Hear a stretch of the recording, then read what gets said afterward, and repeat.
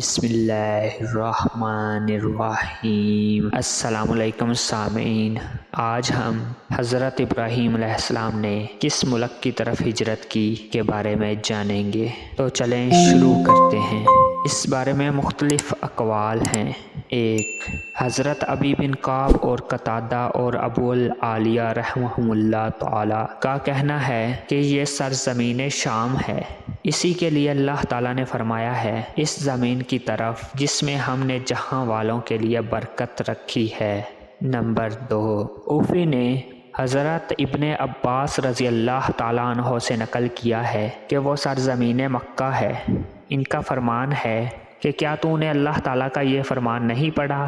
سورہ آل عمران آیت نمبر 96۔ ترجمہ: پہلا گھر جو لوگوں کے عبادت کرنے کے لیے مقرر کیا گیا تھا وہی ہے جو مکہ میں ہے، بابرکت اور جہاں والوں کے لیے موجب ہدایت ہے۔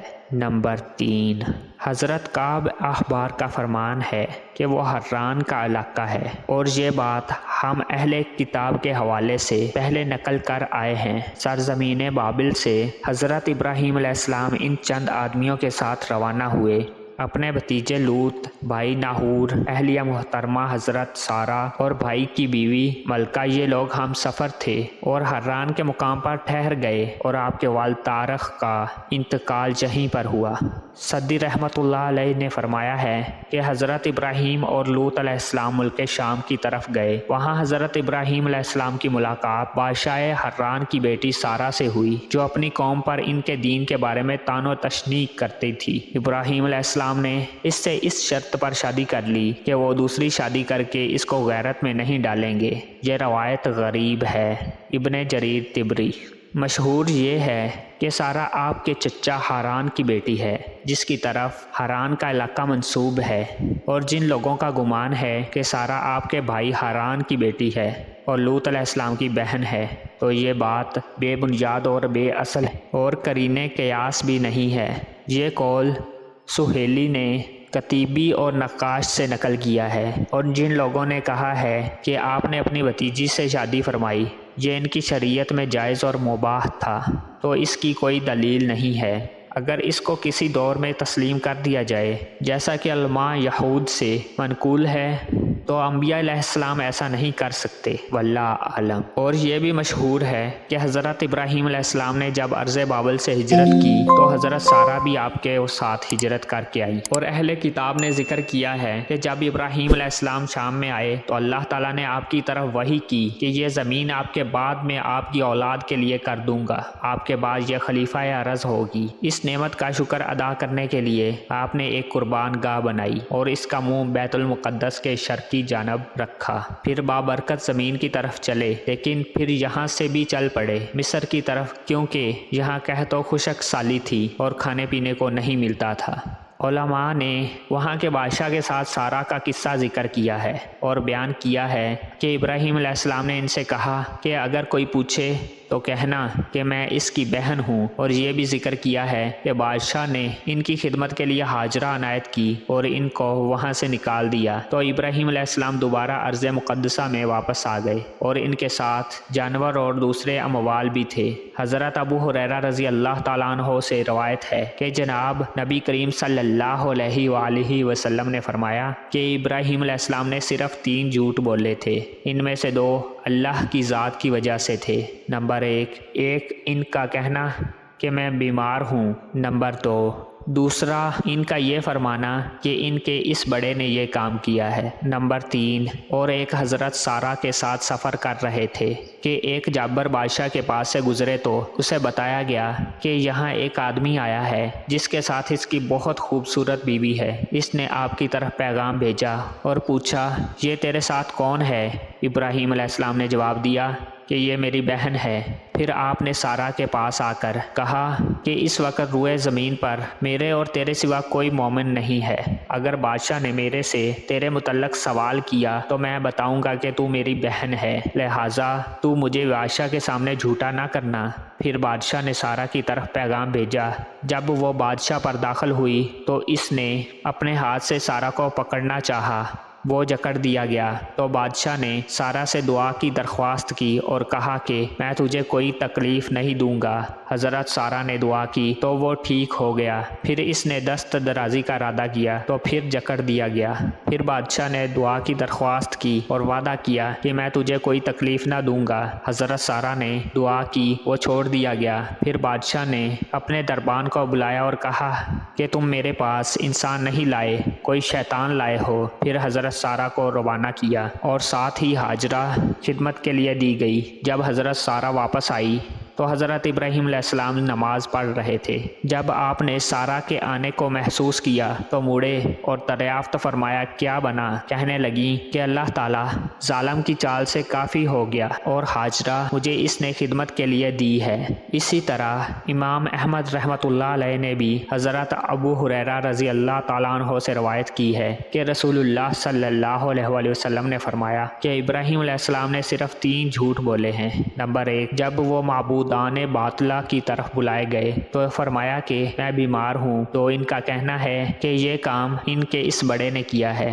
نمبر 3، انہوں نے حضرت سارا کو کہا تو میری بہن ہے۔ آپ نے فرمایا کہ ابراہیم علیہ السلام دوران سفر ایک بستی میں داخل ہوئے، وہاں بادشاہ میں سے ایک بادشاہ تھا جس سرکشوں میں سے ایک سرکش تھا۔ اس کو بتایا گیا کہ رات ابراہیم نامی ایک آدمی آیا ہے، اس کے ساتھ ایک خوبصورت ترین عورت ہے۔ تو بادشاہ جبار نے آپ کی طرف پیغام بھیجا کہ یہ تیرے ساتھ کون ہے؟ آپ نے فرمایا کہ یہ میری بہن ہے۔ اس نے کہا کہ اسے میرے ہاں بھیجو۔ انہوں نے سارا کو روانہ کیا اور ساتھ فرما دیا کہ وہاں جا کر مجھے جھوٹا نہ کرنا، کیونکہ میں نے بادشاہ کو کہہ دیا ہے کہ تو میری بہن ہے اور روئے زمین پر اس وقت تیرے سوا اور میرے سوا کوئی مومن نہیں، اور مومن آپس میں ایک دوسرے کے بھائی ہوتے ہیں۔ اور جب حضرت سارا بادشاہ کے پاس پہنچی تو بادشاہ برے ارادے سے کھڑا ہوا اور حضرت سارا نے وضو کر کے نماز پڑھنی شروع کر دی اور دعا کی کہ اے اللہ، میں تیرے اور تیرے رسول پر ایمان لائی اور میں نے اپنی شرمگاہ کی حفاظت کی مگر اپنے خاوند سے، پس اے اللہ تو اس کافر کو مجھ پر قدرت نہ دے۔ تو وہ کافر خراٹوں کی طرح آوازیں نکالنے لگا اور اپنا پاؤں زمین پر مارا، یعنی اللہ کی پکڑ میں آ گیا۔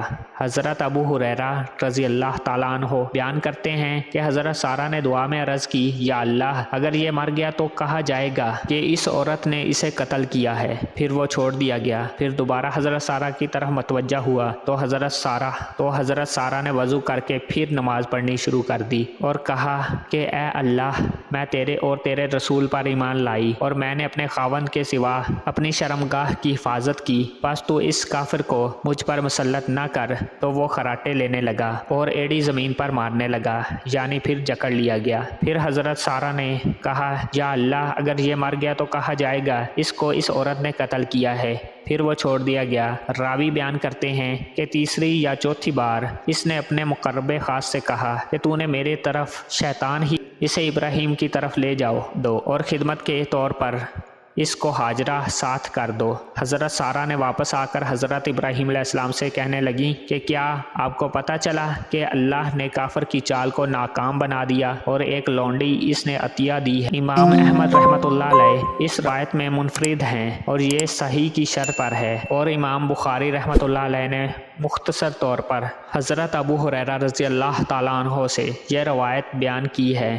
حضرت ابو سعید فرماتے ہیں کہ رسول اللہ صلی اللہ علیہ وآلہ وسلم نے فرمایا کہ حضرت ابراہیم علیہ السلام نے خلاف واقعہ 3 باتیں اللہ کے دین کا دفاع کرتے ہوئے کہی تھی۔ انہوں نے کہا تھا کہ میں بیمار ہوں۔ نمبر 2، ان کا فرمان، ان کے اس بڑے نے یہ کام کیا ہے۔ نمبر 3، جب عائشہ نے آپ کی بیوی کے ساتھ برا ارادہ کیا تو انہوں نے کہا کہ یہ میری بہن ہے۔ اس سے مقصود دینی بہن تھا، اور انہوں نے کہا تھا کہ اپنی بیوی کو کیا کہ میرے اور تیرے سوا روئے زمین پر اس وقت کوئی مومن نہیں۔ اس کا مقصد یہ تھا کہ خاوند اور بیوی دونوں اکٹھے میرے اور تیرے علاوہ مومن نہیں۔ یہ مفہوم مراد لینا اس لیے ضروری ہے کہ لوط علیہ السلام بھی ان کے ساتھ تھے اور وہ نبی تھے۔ حضرت سارا کے بادشاہ کی طرف جانے کے بعد متصل حضرت ابراہیم علیہ السلام نے کھڑے ہو کر نماز شروع کر دی اور اللہ تعالیٰ سے اپنی اہلیہ کی حفاظت کی التجائیں کی اور اللہ سے سوال کیا کہ جو میرے اہل خانہ کے ساتھ برائی کا ارادہ رکھتا ہے اس کو ناکام فرما۔ اور حضرت سارہ نے ایسا ہی کیا کہ نماز پڑھ کر اللہ تعالیٰ سے دعا کی۔ اسی لیے اللہ تعالیٰ نے اپنی کلام پاک میں سورہ بقرہ میں ارشاد فرمایا وَاسْتَعِینُوا بِالصَّبْرِ وَالصَّلَاةِ، ترجمہ صبر اور نماز کے ساتھ اللہ سے مدد طلب کرو۔ بس اللہ تعالیٰ نے حضرت سارہ کی حفاظت فرمائی اور اپنے بندے اور رسول و حبیب و خلیل علیہ السلام کی آبرو کو داغدار ہونے سے بچا لیا۔ بعض علماء کا خیال ہے کہ 3 عورتوں کو نبوت ملی ہے، حضرت سارہ اور والدہ محترمہ حضرت موسیٰ علیہ السلام اور حضرت مریم علیہ السلام، لیکن جمہور امت کا نظریہ یہ ہے کہ وہ نیک اور پرہیزگار عورتیں تھیں، لیکن ان کو نبوت نہیں دی گئی۔ علامہ ابن کثیر رحمۃ اللہ علیہ فرماتے ہیں کہ میں نے بعض آثار میں پڑھا ہے کہ حضرت ابراہیم علیہ السلام نے حضرت سارہ کو جب بادشاہ کے پاس روانہ کیا تو اللہ تعالیٰ نے حضرت ابراہیم علیہ السلام اور سارہ کے درمیان سے رکاوٹیں اور حجابات دور کر دیے، اور حضرت سارہ کو بادشاہ کے پاس پہنچنے اور واپس آنے تک بدستور حضرت ابراہیم علیہ السلام دیکھتے رہے اور مسلسل مشاہدہ کرتے رہے کہ حضرت سارہ کو اللہ تعالیٰ نے بادشاہ سے کیسے محفوظ رکھا۔ اللہ تعالیٰ نے یہ انتظام اس لیے فرمایا تاکہ ابراہیم علیہ السلام کا دل بہت زیادہ مطمئن اور پاکیزہ رہے، کیونکہ حضرت ابراہیم علیہ السلام حضرت سارہ کو ان کی دینداری اور رشتہ داری اور حسن و جمال کی وجہ سے بہت زیادہ محبت کرتے تھے۔ کہا گیا ہے حضرت حوا علیہ السلام کے بعد سارے زمانے تک حضرت سارہ سے زیادہ خوبصورت کوئی عورت نہیں ہوئی۔ بعض مورخین کے مطابق مصر کا یہ فرعون ضحاک بادشاہ کا بھائی تھا جو اپنے ظلم و ستم کی وجہ سے زیادہ مشہور تھا، اور وہ اپنے بھائی کی طرف سے مصر کا گورنر مقرر تھا، اور اس کا نام سنان بن علوان بن اویج بن املاک بن الاؤز بن سام بن نوح تھا۔ اور مورخ ابن ہشام نے التیجان میں ذکر کیا ہے کہ حضرت سارہ کے ساتھ برا ارادہ کرنے والے بادشاہ کا نام عمرو بن عمرو القیس بن معیلون بن صبا ہے۔ یہ اس وقت مصر کا حاکم تھا۔ اس کو سہیلی نے نقل کیا ہے، واللہ عالم۔ پھر ابراہیم علیہ السلام مصر کے علاقے سے واپس ارض مقدس کی طرف تشریف لے آئے، جہاں آپ پہلے رہائش پذیر تھے۔ اس وقت آپ کے ساتھ بہت سا مال اور جانور غلام تھے، اور مصر کے علاقے کی ہاجرہ بھی تھی جو بادشاہ نے عطیہ کے طور پر خدمت کے لیے دی تھی۔ پھر لوط علیہ السلام حضرت ابراہیم علیہ السلام کے حکم سے اپنے بہت سے مال و دولت کے ساتھ ارض غور میں اقامت گزین ہوئے۔ یہ علاقہ غورز غر کے نام سے مشہور تھا، اور صدوم شہر میں ٹھہر گئے۔ یہ شہر اس زمانے میں مرکزی شہر کہلاتا تھا۔ اس کے رہنے والے فاسق و فاجر اور گندے لوگ تھے۔ حضرت ابراہیم علیہ السلام کی طرف اللہ تعالیٰ نے وحی فرمائی کہ اپنی نظر اٹھا کر مشرق و مغرب، شمال و جنوب کی طرف دیکھو۔ پھر اللہ تعالیٰ نے ان کو خوشخبری سنائی کہ یہ تمام زمین میں تجھے اور تیرے بعد تیری اولاد کو دیتا رہوں گا، اور تیری اولاد کو بہت زیادہ بڑھاؤں گا، حتیٰ کہ وہ ریت کے ذرات کے برابر ہو جائے۔ اس بشارت میں امت محمدیہ بھی شامل ہے، بلکہ مکمل و اکمل طور پر امت محمدیہ ہی اس کی مصداق ہے، اور اس کی تصدیق و تائید رسول اللہ صلی اللہ علیہ وآلہ وسلم کی اس حدیث سے بھی ہوتی ہے کہ آپ نے ارشاد فرمایا کہ اللہ تعالیٰ نے میرے لیے زمین سمیٹ دی تو میں نے اس کے مشرق و مغرب کو دیکھا، اور میری امت کی بادشاہت اس جگہ تک پہنچے گی جہاں تک زمین سمیٹی گئی، اور میں نے اس کو دیکھا۔ مورخین نے لکھا ہے کہ ایک ظالم اور جبار گروہ نے حضرت لوط علیہ السلام پر غلبہ پایا اور ان کو قید کیا، اور ان سے ان کا مال چھین کر اپنے قبضے میں کر لیا، اور ان کے جانور ہانک لیے گئے۔ جب حضرت ابراہیم علیہ السلام کے پاس اس واقعہ کی خبر پہنچی تو آپ 318 افراد پر مشتمل ایک جماعت لے کر وہاں پہنچے۔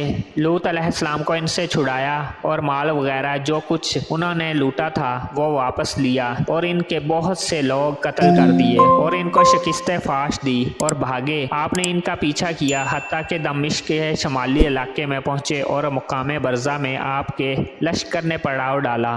علامہ ابن کثیر رحمۃ اللہ علیہ فرماتے ہیں کہ میرا خیال ہے کہ وہاں ایک جگہ مقام ابراہیم اس لیے کہا جاتا ہے کہ ابراہیم علیہ السلام کا لشکر وہیں آ کر ٹھہرا تھا۔